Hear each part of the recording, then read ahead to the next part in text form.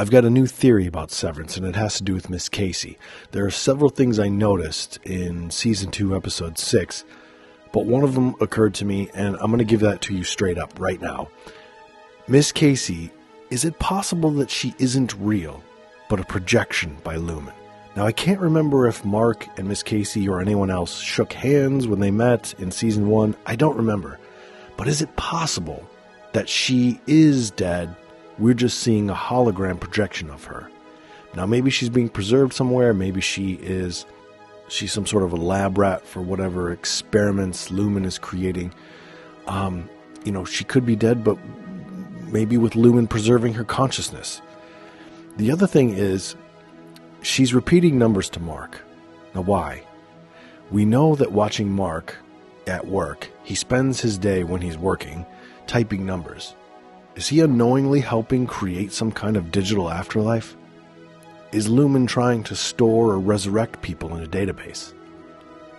These are just some of the things that occurred to me, and I'm going to go through a list of a few more things that I noticed, specifically in Episode 2. There was a strange aquatic theme. So Mark kind of glitches at work at the beginning, and we cut to a fish tank in his living room. So he's at work, glitching, he's going back and forth because he's got the work being done where he's merging or reintegrating both versions of himself, and he's getting flashbacks in both places. His innie and his outie are merging, or trying to. And so he's at work, and he gets glitches back to his living room. We see the fish tank, right? In Melchek's office, a scene or two later, you notice he has sort of a duck head sculpture behind him on his table.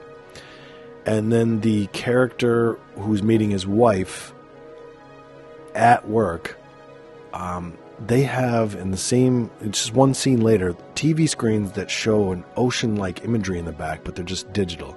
But you hear seagull sounds suggesting a beach setting.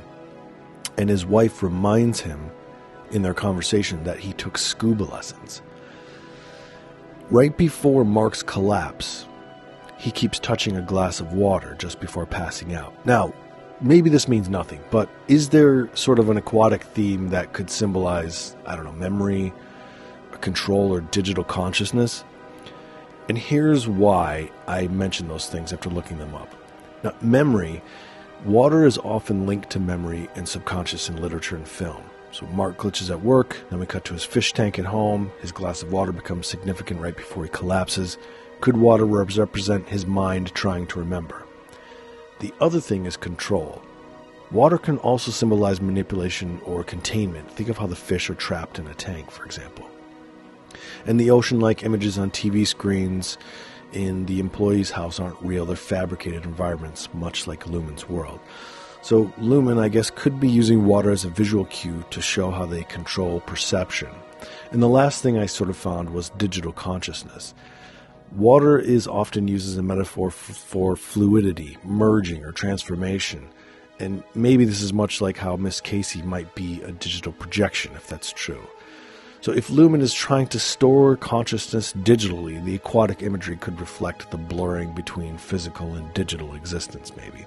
And Mark's, I can't remember what it's called, but I'm just going to say reintegration process, is making his mind unstable, like waves crashing against each other. So I thought water was in the episode enough to mention it. It may be nothing, but it might symbolize Mark's fading control over his own mind, or Lumon's grip on reality itself. Now, the next thing to note is Mark's deteriorating health. He has a new symptom in this one, nosebleeds, in addition to the coughing, and the coughing worsens near the end. He passes out, possible seizures. It seems to be connected to the reintegration process with the woman who's helping him. But is she forcing his innie and outie to merge? Is that why he's going through these things? Earlier, I'd say maybe the last season 2, episode 4 and 5, he had coughed a couple times and people noticed it. And I mentioned in the last episode that that's not something that you include in a film if it doesn't mean something. It means something. But I think it's probably, hopefully, down to this process. Because you don't want two problems, right? You don't want to have the reintegration process, which is dangerous, and then you don't want him to have some other health issue. Just one is enough. The next one is the true purpose of Lumon. Why is the facility so massive? Did anybody think about that? Like, it's too big for just 4 workers. What's really inside? Now, I know there are other departments that we don't see or they pop up, like the weird Christopher Walken world or the guy collecting dental things, tools, and then the people with the animals. You know, I don't know. Do severed employees exist outside of this particular facility, you know, or is it just like, are there people who are severed who work at Burger King or Taco Bell at the mall, or is it just in these weird kind of offices, in a, you know, where they can control the environments? I would imagine it's probably controlled, but if they've got these facilities for just 4 main workers, how many workers are there worldwide? If that isn't a lot of money to build all these facilities. It's a corporate entity. Who's funding them? You know, they're a secret government experiment. They don't seem to be worried about money. How are they generating the funds for this, other than maybe the family? Because it seems like that's a lot to spend on, you know, commercial real estate. And the last thing I noticed is that the episode was titled Attila, after Christopher Walken's character's lover or partner, yet he barely appears. He seems to have access to severed records, or maybe it's his own personal research. And I think that if that's him looking at the papers, if you notice that towards the end, he has dinner with one of the severed workers, one of Mark's colleagues. Sorry, I can't remember the character names. His key line to me was that he assumed that his partner and Mark's co-worker, played by John Turturro, have been romantically involved. And he says, which I think is a key line, I think even innies deserve to have love. I really believe that. And that just kind of makes me think that he's involved in some ways. It didn't necessarily seem like just an innocent comment that he says, hey, I hope my partner has a great life and enjoys life. Could it be that his ideas are actually more involved? Is he working against Lumon or helping them develop something deeper? So that was something that I noted. So those are my final thoughts. Is Miss Casey even real? I mean, I think she was real at one point, of course.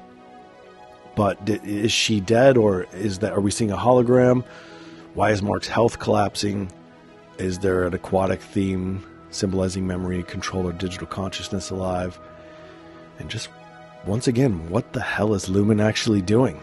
If you've got some thoughts on these, or you noticed something else, I'd love to hear it. Put it in the comments. Let's talk about it.